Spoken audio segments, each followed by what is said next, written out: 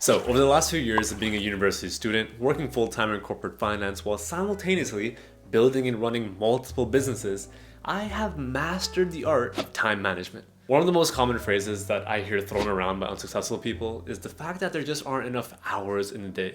But this is very much so a cop-out answer. People tend to not like to accept their shortcomings, so they'll attribute them to some third-party issue. In this case, it's that they're too busy. I find this super fascinating because entrepreneurs like Tim Cook, running Apple, the biggest company in the world, and Elon Musk, single-handedly running SpaceX, Tesla, and the Boring Company, while still finding time to build, design, and manufacture a flamethrower. And on a more micro level, my neighbor, who works a 9 to 5, has a family to take care of, and is running a business out of his garage, despite all of this, finds enough time to drop a like on this YouTube video for the outro. So what's going on here? Do we not all have the same 24 hours? Or have people like Elon Musk and my neighbor met up with Thanos and unlocked the time stone? Obviously they haven't done that, so there must be a different strategy that they've been able to implement that has seemingly made it possible for them to get so much done in the same 24 hours that we all have.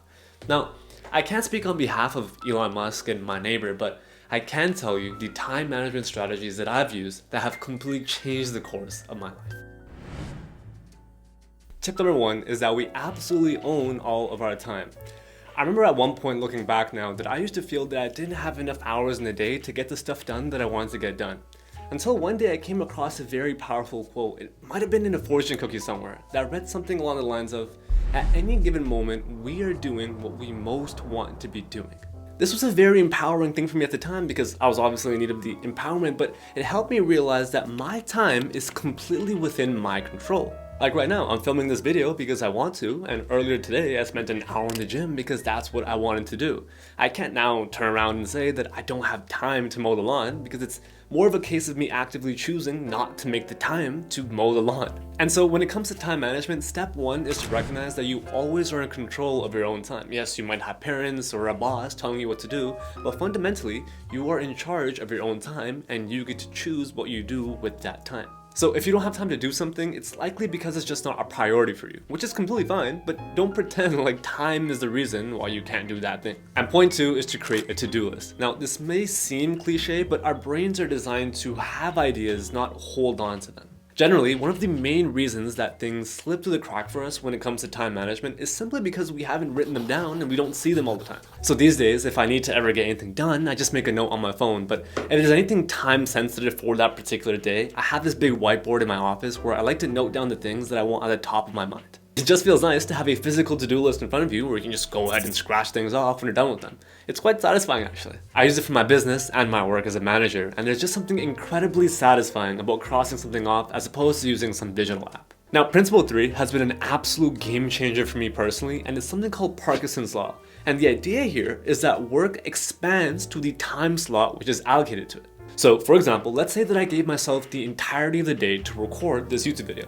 Well then naturally, this YouTube video will take me the entirety of the day. Whereas, let's say if I only gave myself an hour in the day to record this YouTube video, and for the rest of the day, I scheduled in all the other tasks I need to get done. Well then there's a significantly higher chance that everything gets done more effectively and more efficiently. So having our days more tightly organized like this helps us keep track of time and encourages us to stay away from distractions like picking up your phone and scrolling TikTok for an hour and a half. So the takeaway from Parkinson's Law is to leverage the idea of artificial deadlines. For example, I'm currently working on expanding this business into Skillshare by building a course where I help people to manage time and money. Now, there technically isn't a deadline to that course, so I can kind of do it whenever I want to.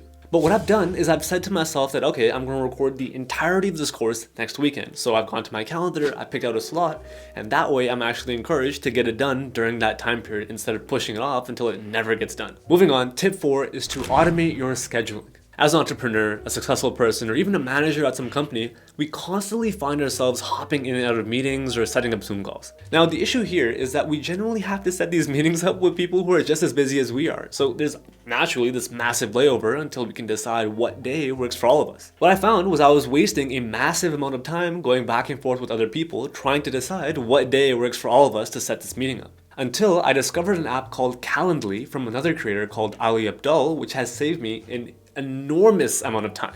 Now, whenever I'm in a situation where I need to book a Zoom call with somebody, instead of sending emails back and forth for days on end, I simply just send them the link to my Calendly.